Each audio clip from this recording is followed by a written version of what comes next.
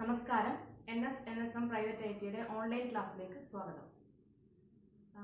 ഞാൻ ഇന്നിവിടെ measurements and measuring ഇൻസ്ട്രുമെന്റ്സിനെ കുറിച്ചാണ് പറയുന്നത്. കഴിഞ്ഞ 2 ക്ലാസ്സുകളിലും അതിനെക്കുറിച്ചുള്ള ബേസിക്സ് പറഞ്ഞിരുന്നു. എന്താണ് മെഷറിംഗ് ഇൻസ്ട്രുമെന്റ്സ് എന്നും എങ്ങനെയാണ് അതിനെ ക്ലാസിഫൈ ചെയ്യുന്നത് എന്നതിനെ കുറിച്ചും നമ്മൾ കഴിഞ്ഞ 2 ക്ലാസ്സുകളിൽ പഠിച്ചു. ഇന്നിപ്പോൾ നമ്മൾ പഠിക്കുന്നത് അതിന്റെ ഒരു ബേസിക് എന്നോട് ഞാൻ പറയുകയാണെങ്കിൽ മെഷർമെന്റ്സ് ആൻഡ് മെഷറിംഗ് ഇൻസ്ട്രുമെന്റ്സിനെ പ്രധാനമായിട്ടും 2 ആയിട്ട് ക്ലാസിഫൈ ചെയ്തിരിക്കുന്നു. Absolute and secondary instruments. ആ സെക്കൻഡറി ഇൻസ്ട്രുമെന്റ്സിന്റെ അതിന്റെ ഫംഗ്ഷൻ അനുസരിച്ച് വീണ്ടും 3 ആയിട്ട് ക്ലാസിഫൈ ചെയ്തിരിക്കുന്നു. Indicating instruments, recording instruments and integrating instruments. അതിൽ ഇൻഡിക്കേറ്റിംഗ് ഇൻസ്ട്രുമെന്റ്സിന് എക്സാമ്പിൾ ആയ വോൾട്ട് മീറ്റർ, അമ്മീറ്റർ, ഓം മീറ്റർ ഇതെല്ലാം തന്നെ വർക്ക് ചെയ്യുന്നതിന് എസെൻഷ്യൽ ആയിട്ടുള്ള കുറച്ച് ഫോഴ്സസ് ആവശ്യമായിട്ടുണ്ട്. ഈ ഫോഴ്സസ് ഉണ്ടെങ്കിൽ മാത്രമേ ഈ മീറ്റേഴ്സ് എല്ലാം സ്യൂട്ടബിൾ ആയിട്ടുള്ള ടൈമിൽ വർക്ക് ചെയ്യത്തുള്ളൂ. അപ്പൊ അതിനെ കുറിച്ചാണ് ഇന്നത്തെ ക്ലാസ്സിൽ നമ്മൾ പറയുന്നത്. അത് എന്താണെന്ന് ഒന്നുകൂടി നോക്കാം.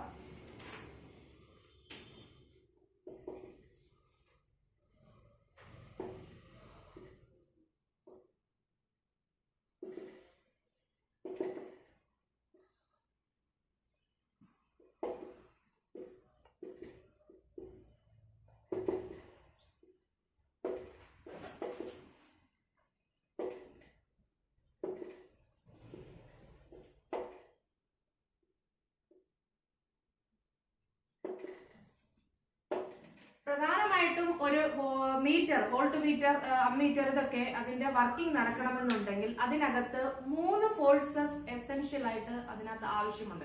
ഈ 3 ഫോഴ്സസ് കറക്റ്റായി വർക്ക് ചെയ്തെങ്കിൽ മാത്രമേ ഈ മീറ്റർ സ്യൂട്ടബിൾ ആയിട്ട് വർക്ക് ചെയ്യൂ എന്ന് നമുക്ക് പറയാൻ സാധിക്കൂ. അതിൽ ഒന്നാമതായിട്ടുള്ള ഫോഴ്സ് ആണ് ഡിഫ്ലക്റ്റിംഗ് ഫോഴ്സ്. ഡിഫ്ലക്റ്റിംഗ് എന്ന വേർഡിൽ തന്നെ ഉണ്ട് ഡിഫ്ലക്ഷന് അല്ലെങ്കിൽ മൂവ്മെന്റിന് സഹായിക്കുന്ന ഒരു ഫോഴ്സ് ആണ് ഡിഫ്ലക്റ്റിംഗ് ഫോഴ്സ്. ഇപ്പൊ വോൾട്ട്മീറ്റർ എടുക്കുവാണെങ്കിൽ അതിന്റെ പോയിന്റർ അല്ലെങ്കിൽ അതിന്റെ സ്പിൻഡിൽ 0 പൊസിഷനിലായിരിക്കും നിൽക്കുന്നത്. ആ 0 പൊസിഷനിൽ നിന്നും നമ്മൾ സപ്ലൈ കൊടുക്കുന്നതിന്റെ ഫലമായിട്ട് ഏതാണോ അതിന്റെ റീഡിംഗ് അല്ലെങ്കിൽ അതിന്റെ ഏത് സ്യൂട്ടബിൾ വാല്യൂ ആണ് ആ വോൾട്ട്മീറ്ററിന് അപ്പോൾ ഉള്ള വോൾട്ടേജ് അതറിയണമെങ്കിൽ ആ നീഡിൽ മൂവ് ചെയ്യണം. അങ്ങനെ ആ നീഡിൽ അല്ലെങ്കിൽ ആ സ്പിൻഡിലിനെ മൂവ് ചെയ്യിപ്പിക്കാൻ 0 പൊസിഷനിൽ നിന്നും ആ നീഡിലിനെ പെർട്ടിക്കുലർ വാല്യൂ ഏതാണ്, എത്ര വോൾട്ട് ആണ് അവിടെ അപ്പോൾ ഉപയോഗിക്കുന്നത് അല്ലെങ്കിൽ എത്ര വോൾട്ട് ആണ് അവിടെ ഉള്ളത് എന്ന ആ ഒരു റീഡിംഗിലേക്ക് കൊണ്ടെത്തിക്കാൻ, അതിനെ റെസ്റ്റ് പൊസിഷൻ 0 പൊസിഷനിൽ നിന്നും ആ പർട്ടിക്കുലർ വാല്യൂയിലേക്ക് കൊണ്ടെത്തിക്കാൻ ഉപയോഗിക്കുന്ന ഫോഴ്സ് ആണ് ഡിഫ്ലക്റ്റിംഗ് ഫോഴ്സ്.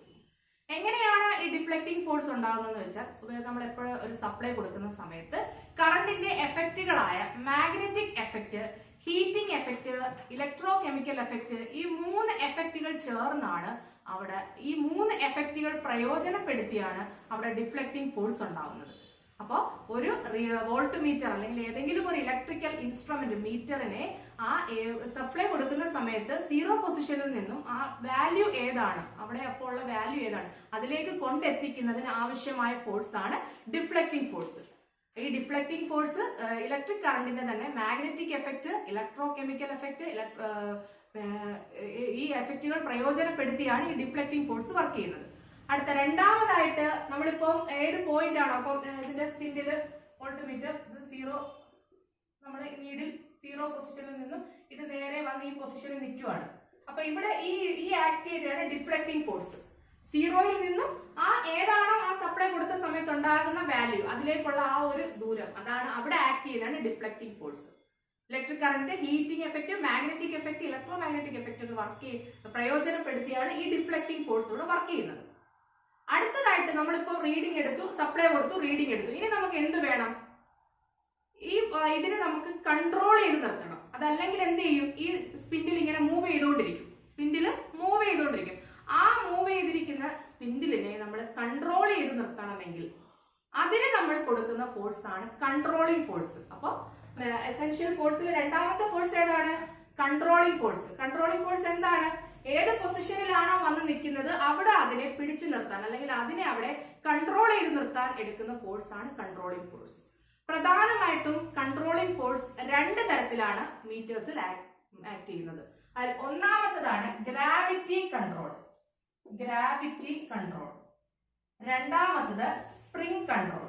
ഒന്നാമത്തത് ഗ്രാവിറ്റി കൺട്രോൾ, രണ്ടാമത്തത് സ്പ്രിംഗ് കൺട്രോൾ. എന്താണ് ഗ്രാവിറ്റി കൺട്രോൾ? ഗ്രാവിറ്റി എന്താണ്? എർത്തുമായിട്ട് ബന്ധപ്പെട്ടതാണ്, ഗ്രാവിറ്റേഷനുമായിട്ട് ബന്ധപ്പെട്ടതാണ്. അതേപോലെ തന്നെ ഒരു ഗ്രാവിറ്റേഷണൽ പുൾ ഉണ്ടാകുന്നത് മൂലം അവിടെ അതിനെ കൺട്രോൾ ചെയ്ത് നിർത്തുന്നു. അപ്പോൾ ഇതിനകത്ത് പ്രധാനമായിട്ടും ഇതിന്റെ ഫിഗർ എല്ലാം നിങ്ങൾക്ക് ലാസ്റ്റ് നോട്ടിൽ തരുന്നതായിരിക്കും. ഇതിപ്പോ ഞാൻ ജസ്റ്റ് ഒരു പറയുകയാണ്. അപ്പൊ ഈ സ്പിൻഡിലിനെ അറ്റാച്ച് ചെയ്തുകൊണ്ട് രണ്ട് വെയിറ്റുകൾ ഈ സ്പിൻഡിലിനെ അറ്റാച്ച് ചെയ്ത് ഓപ്പോസിറ്റ് ഡയറക്ഷനിൽ ഇതിനകത്ത് ഇവിടെ അറ്റാച്ച് ചെയ്ത് വെച്ചിട്ടുണ്ട്. സപ്ലൈ കൊടുക്കുന്ന സമയത്ത് ഈ വെയിറ്റുകൾ തമ്മിൽ ഓപ്പോസിറ്റ് ആയിട്ടുള്ള അതിന്റെ ആ ഒരു ഫ്ലോ അല്ലെങ്കിൽ ഓപ്പോസിറ്റ് ആയിട്ടുള്ള അതിന്റെ ആ ഒരു മോഷൻ എന്തുകൊണ്ടാണ് അങ്ങനെ വരുന്നത്? സപ്ലൈ കൊടുക്കുന്ന സമയത്ത് ഉണ്ടാവുന്ന ഗ്രാവിറ്റേഷണൽ പുള്ളാണ് തമ്മിൽ എന്താണ് അതിനെ തമ്മിൽ കോണ്ടാക്ട് ചെയ്യിപ്പിക്കുന്നത്. അപ്പൊ അതിന്റെ ഫലമായിട്ട് ഈ എന്താണ് ഇത് ബ്രേക്ക് ചെയ്യുന്ന കണക്ക് ഈ രണ്ട് വെയിറ്റുകൾ തമ്മിലുള്ള ആ ഒരു അതിന്റെ ഇന്ററാക്ഷന്റെ ഫലമായിട്ട് എന്ത് ചെയ്യുന്നു? ഓപ്പോസിറ്റ് ആയിട്ടുള്ള ഇന്ററാക്ഷന്റെ ഫലമായിട്ട് ഈ സ്പിൻഡിലിനെ ആ ഏത് പൊസിഷൻ ആണോ ഏത് വാല്യൂ ആണോ അവിടെ കൊണ്ടുവന്ന് നിർത്തുന്നു.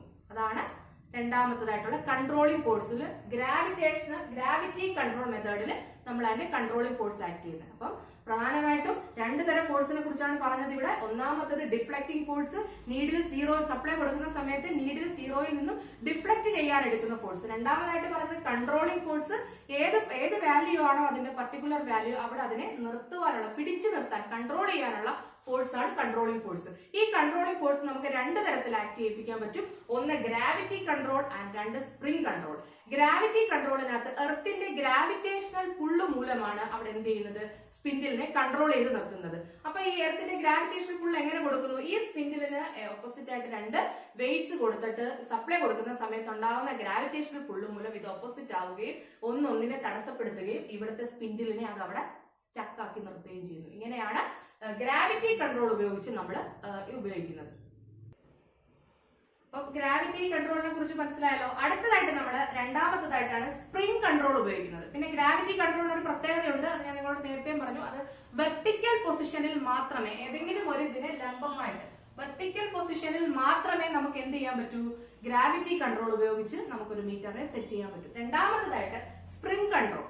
സ്പ്രിംഗ് കൺട്രോൾ എന്ന് പറയുമ്പോൾ സ്പ്രിംഗ് എന്ന് പറയുമ്പോൾ അതിനകത്തൊരു സ്പ്രിംഗ് ഉപയോഗിച്ചാണ് അവിടെ കൺട്രോളിംഗ് ഫോഴ്സ് ആക്ട് ചെയ്യുന്നത്. എങ്ങനെയാണ്? ഒരു സെറ്റ് ഓഫ് സ്പ്രിംഗ് അതല്ലെങ്കിൽ രണ്ട് സ്പ്രിങ്ങുകൾ വൈൻഡ് ചെയ്ത് വെച്ച് അതിനകത്തേക്ക് അതിന്റെ ഇത് കൊടുക്കുന്നില്ല. അതായത് ഏത് മെറ്റീരിയൽ ഉപയോഗിച്ചാണ് സ്പ്രിംഗ് നിർമ്മിക്കുന്നത് അല്ലെങ്കിൽ സ്പ്രിംഗ് കൺട്രോളിനകത്ത് ഉപയോഗിക്കുന്ന സ്പ്രിംഗ് ഏത് മെറ്റീരിയൽ കൊണ്ടാണ് മെയ്ഡ് ചെയ്തിരിക്കുന്നത്? എല്ലാ എക്സാമിനും ഒരു ക്വസ്റ്റ്യൻ ഉണ്ടാവും. അത് ഒന്നാമത്തത് ഫോസ്ഫർ ബ്രോൺസ് അല്ലെങ്കിൽ ബെറിലിയം കോപ്പർ. ഫോസ്ഫർ ബ്രോൺസ് അല്ലെങ്കിൽ ബെറിലിയം കോപ്പർ, ഈ രണ്ട് മെറ്റീരിയൽ ഉപയോഗിച്ചാണ് സ്പ്രിംഗ് കൺട്രോളിനകത്തുള്ള ഹെയർ സ്പ്രിംഗ് നിർമ്മിച്ചിരിക്കുന്നത്. ഇത് രണ്ടും ഈ സ്പിൻഡിലിനകത്ത് ഈ സ്പിൻഡിലിന്റെ അറ്റത്തായിട്ട് ഈ രണ്ട് സ്പ്രിങ്ങുകളാണ് ഇവിടെ ഓപ്പോസിറ്റ് ഡയറക്ഷനിൽ കണക്ട് ചെയ്ത് വെച്ചിരിക്കുന്നത്.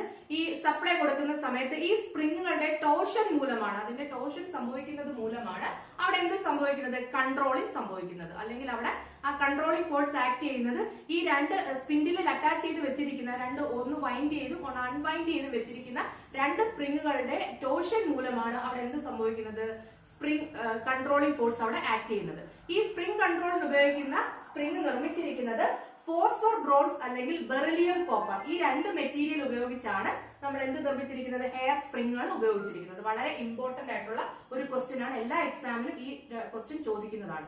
അപ്പൊ പിന്നെ ഇതിനകത്തുള്ള അഡ്വാൻറ്റേജ്, ഇതിന് കുറച്ച് പ്രത്യേകതകളുണ്ട്. എന്താണ് ഇതിന്റെ പ്രത്യേകതകൾ എന്ന് വെച്ച് കഴിഞ്ഞാൽ, ഒന്നാമത്തേതായിട്ട് ഹൈ റെസിസ്റ്റൻസ് ടു ഫാറ്റിഗ്, അതായത് can be wound or unwound several times without losing tension. ഇത് സപ്ലൈ കൊടുക്കുന്ന സമയത്ത് വൗണ്ട് ചെയ്യുന്നു, പിന്നെ വീണ്ടും സപ്ലൈ വിടുന്ന സമയത്ത് അത് വീണ്ടും അൺവൗണ്ട് ചെയ്യുന്നു. അപ്പൊ ഇങ്ങനെയുള്ള ഒരു കണ്ടീഷൻ ഉള്ളത് കൊണ്ട് തന്നെ എന്താണ്, ഹൈ റെസിസ്റ്റൻസ് ഫാറ്റീഗ് ഉള്ള മെറ്റീരിയൽസ് ആയിരിക്കണം നമ്മൾ ഈ സ്പ്രിംഗ് നിർമ്മിക്കാനായിട്ട് ഉപയോഗിക്കുന്നത്.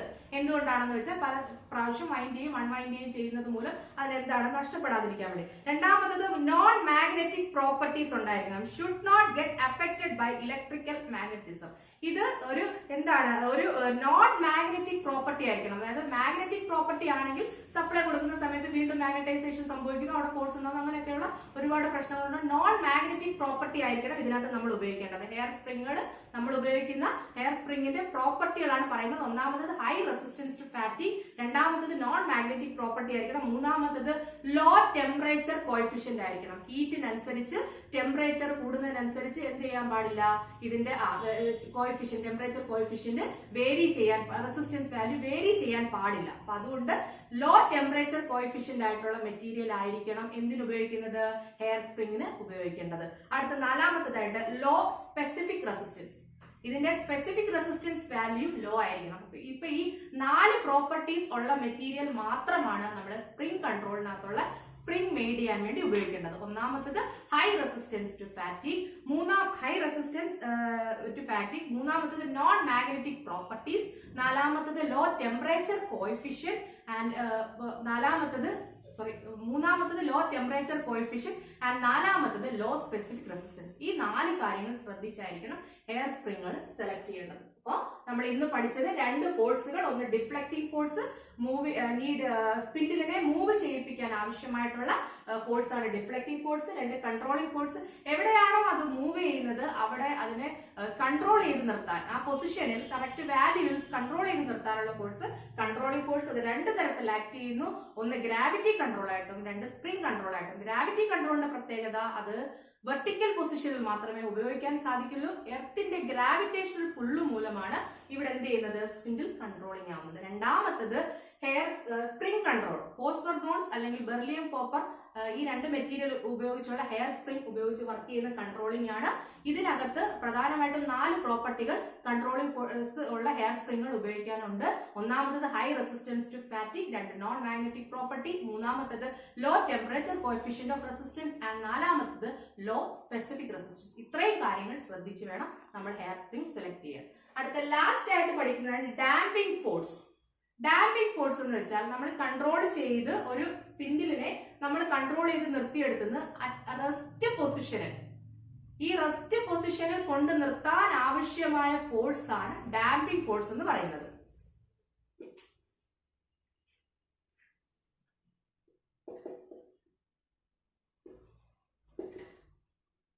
അതായത് സ്പിൻഡില്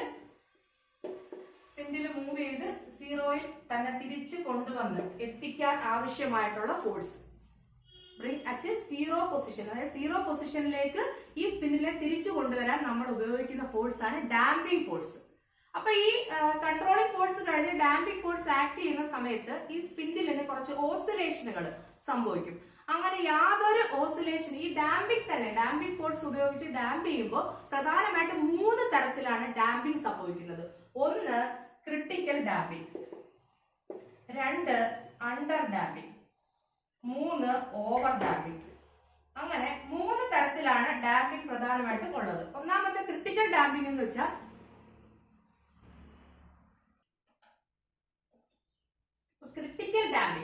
ക്രിട്ടിക്കൽ ഡാമ്പിംഗ് എന്ന് പറഞ്ഞാൽ ഈ പോയിന്റിലെ നമ്മളെ ആദ്യമേ ഇത് റെസ്റ്റ് പൊസിഷൻ ആണ്, അതിൽ നിന്ന് നമ്മൾ ഡിഫ്ലക്റ്റിംഗ് ഫോഴ്സ് ആക്ട് ചെയ്ത് അതിനെ കൊണ്ടുവന്ന് ഏതാണോ അതിന്റെ വാല്യൂ അവിടെ നിർത്തുന്നു. അത് കഴിഞ്ഞ ശേഷം അവിടെ കൺട്രോളിംഗ് ഫോഴ്സ് കൊടുത്ത് കൺട്രോൾ ചെയ്ത് അവിടെ നിർത്തുമ്പോൾ ഒരു ഓസിലേഷനും ഇല്ലാതെ, ഒരു തരത്തിലുള്ള വൈബ്രേഷനും ഇല്ലാതെയാണ് ഈ പൊസിഷനിൽ വന്ന് നിൽക്കുന്നതെന്നുണ്ടെങ്കിൽ ആ പൊസിഷൻ അല്ലെങ്കിൽ ആ ഡാമ്പിങ്ങിനെ വിളിക്കുന്ന പേരാണ് ക്രിട്ടിക്കൽ ഡാമ്പിംഗ്. ക്രിട്ടിക്കൽ ഡാമ്പിംഗ് ഉപയോഗപ്പെടുത്തുന്ന ഇൻസ്ട്രുമെന്റുകൾക്ക് പറയുന്ന പേരാണ് ഡെഡ് ബീറ്റ് ഇൻസ്ട്രുമെന്റ്സ് എന്ന് പറയുന്നത്. ക്രിട്ടിക്കൽ ഡാമ്പിംഗ് പ്രയോജനപ്പെടുത്തുന്ന ഇൻസ്ട്രുമെന്റുകൾക്ക് നമ്മൾ പറയുന്ന പേരാണ് ഡെഡ് ബീറ്റ് ഇൻസ്ട്രുമെന്റ്സ്. അതായത് ഈ സീറോ പൊസിഷനിൽ ഒരു ഓസിലേഷനും സീറോ പൊസിഷനിൽ നിന്ന് മൂവ് ചെയ്ത ഈ സ്പിൻഡില് അതിന്റെ കറക്റ്റ് പൊസിഷനിൽ യാതൊരു തരത്തിലുള്ള ഓസിലേഷനും ഇല്ലാതെയാണ് വന്ന് നിൽക്കുന്നതെങ്കിൽ അതിനെ നമ്മൾ ക്രിട്ടിക്കൽ ഡാമ്പിംഗ് എന്നും, ക്രിട്ടിക്കൽ ഡാമ്പിംഗ് പ്രയോജനപ്പെടുന്ന ഇൻസ്ട്രുമെന്റുകളെ ഡെഡ് ബീറ്റ് ഇൻസ്ട്രുമെന്റ് എന്നും പറയുന്നു. അടുത്തതായിട്ട് അണ്ടർ ഡാമ്പിംഗ് എന്ന് പറയുമ്പോൾ അതിനകത്ത് പറയുന്നത് ഫൈനൽ ഡിഫ്ലക്റ്റർ അണ്ടർ ഡാമ്പിംഗ്, അതായത് ഓസിലേറ്റ് ചെയ്ത ശേഷം മാത്രം ഫൈനൽ ഡിഫ്ലക്റ്റഡ് പൊസിഷനിൽ എത്തുന്നു. ആദ്യമേ നമ്മൾ പറഞ്ഞത് യാതൊരു ഓസിലേഷനും ഇല്ലാതെ ഇൻസ്ട്രുമെന്റ് വന്ന് ആ നീഡിൽ വന്ന് നിൽക്കുന്നതിനെ ക്രിട്ടിക്കൽ ഡാമ്പിംഗ് എന്നും, ഇത് ഓസിലേറ്റ് ചെയ്ത ശേഷം മാത്രം വന്ന് നിൽക്കുന്നതിനെ അണ്ടർ ഡാമ്പിംഗ് എന്നും, ഒരു ഓസിലേഷനും ഇല്ലാതെ സ്ലോ ആയിട്ട് വന്ന് നിൽക്കുന്നതിനെ ഓവർ ഡാമ്പിംഗ് എന്നും പറയുന്നു. അങ്ങനെ 3 തരത്തിൽ. ഇപ്പൊ ഇന്ന് പഠിപ്പിച്ച കാര്യങ്ങൾ ഇത്രയുമാണ്. Critical damping, under damping, over damping, damping ഫോഴ്സിൽ ആക്ട് ചെയ്യുന്നത്. അപ്പൊ ഇന്ന് നമ്മൾ പറഞ്ഞത് ഒന്നും കൂടെ ഞാൻ ജസ്റ്റ് പറയാം. ഏതൊക്കെ എസെൻഷ്യൽ ഫോഴ്സസുകളാണ് ഇൻഡിക്കേറ്റിംഗ് ഇൻസ്ട്രുമെന്റിനകത്ത് ആക്ട് ചെയ്യുന്നത്? 3 തരം ഫോഴ്സ് ആണ്. ഒന്ന് ഡിഫ്ലക്റ്റിംഗ്, 2 കൺട്രോളിംഗ്, 3 ഡാമ്പിംഗ് ഫോഴ്സ്. ഇതിൽ ഡിഫ്ലക്റ്റിംഗ് ഫോഴ്സ് എന്ന് പറഞ്ഞാൽ സപ്ലൈ കൊടുക്കുന്ന സമയത്ത് സ്പിൻഡിലിന്റെ 0 പൊസിഷനിൽ നിന്നും പർട്ടിക്കുലർ പോയിന്റിലേക്ക് എത്തിക്കാൻ ആവശ്യമായിട്ടുള്ള ഫോഴ്സ് ആണ് ഡിഫ്ലക്റ്റിംഗ് ഫോഴ്സ്. ഈ ഡിഫ്ലക്റ്റിംഗ് ഫോഴ്സ് ഇലക്ട്രിക്കൽ കറണ്ടിന്റെ magnetic effect, electric effect, electro magnetic effect എന്നിവ പ്രയോജനപ്പെടുത്തിയാണ് ഉപയോഗിക്കുന്നത്. രണ്ടാമത്തേതായിട്ട് കൺട്രോളിംഗ് ഫോഴ്സ്. ആ ഏത് പൊസിഷൻ ആണോ അവിടെ കൺട്രോൾ ചെയ്യാൻ ആവശ്യമായിട്ടുള്ള ഫോഴ്സ് ആണ് കൺട്രോളിംഗ് ഫോഴ്സ്. ഈ ഡിഫ്ലക്റ്റിംഗ് ഫോഴ്സിന് എപ്പോഴും ഓപ്പോസിറ്റ് ആയിട്ടായിരിക്കും കൺട്രോളിംഗ് ഫോഴ്സ് ആക്ട് ചെയ്യുന്നത്. കൺട്രോളിംഗ് ഫോഴ്സ് പ്രധാനമായിട്ടും 2 തരത്തിലുണ്ട്. ഒന്ന് സ്പ്രിംഗ് കൺട്രോളും, 2 ഗ്രാവിറ്റി കൺട്രോളും. ഗ്രാവിറ്റി കൺട്രോൾ എന്ന് പറയുമ്പോൾ വെർട്ടിക്കൽ പൊസിഷനിൽ മാത്രമേ ഉപയോഗിക്കാൻ സാധിക്കത്തുള്ളൂ. എർത്തിന്റെ ഗ്രാവിറ്റേഷണൽ പുള്ള് മൂലമാണ് അത് ഉപയോഗിക്കുന്നത്. രണ്ടാമത്തേതായിട്ട് സ്പ്രിംഗ് കൺട്രോൾ ആണ്. ഫോസ്ഫർ, ബ്രോൺസ്, ബെറിലിയം, കോപ്പർ തുടങ്ങിയ മെറ്റീരിയൽ ഉപയോഗിച്ചുള്ള ഹെയർ സ്പ്രിംഗ് ഉപയോഗിച്ചാണ് ഇവിടെ സ്പ്രിംഗ് കൺട്രോൾ ഉപയോഗിക്കുന്നത്. Spring control vertical and horizontal position ഉപയോഗിക്കാം. മൂന്നാമതായിട്ട് നമ്മൾ പറഞ്ഞത് ഡാമ്പിംഗ് ഫോഴ്സ് ആണ്. അതായത് ഈ കൺട്രോളിംഗ് ഫോഴ്സിൽ നിന്നും റെസ്റ്റ് പൊസിഷനിലേക്ക്, ആ ഫൈനൽ ഡിഫ്ലക്റ്റഡ് പൊസിഷനിലേക്ക് യാതൊരു ഓസിലേഷനും ഇല്ലാതെയാണ് അത് വരുന്നതെങ്കിൽ അതിനെ ക്രിട്ടിക്കൽ ഡാമ്പിംഗ് എന്നും ആ ഇൻസ്ട്രുമെന്റിൽ ഡെഡ് ബീറ്റ് ഇൻസ്ട്രുമെന്റ് എന്നും, ഒരു ഓസിലേഷൻ അത് ഓസിലേറ്റ് ചെയ്ത ശേഷമാണ് ഫൈനൽ ഡിഫ്ലക്റ്റഡ് പൊസിഷനിൽ എത്തുന്നതെങ്കിൽ അണ്ടർ ഡാമ്പിംഗ് എന്നും, യാതൊരു ഓസിലേഷനും ഇല്ലാതെയാണ് ഡിഫ്ലക്റ്റഡ് പൊസിഷനിൽ എത്തുന്നതെങ്കിൽ അതിനെ ഓവർ ഡാമ്പിംഗ് എന്നും പറയുന്നു. ഇത്രയും കാര്യങ്ങളാണ് നമ്മൾ ഇന്ന് പറയുന്നത്. ഇത് എല്ലാവർക്കും മനസ്സിലായെന്ന് വിശ്വസിക്കുന്നു. എന്തെങ്കിലും ഡൗട്ട് ഉണ്ടെങ്കിൽ നിങ്ങൾ താഴെ കമന്റ് ബോക്സിൽ കമന്റ് ചെയ്യാവുന്നതാണ്.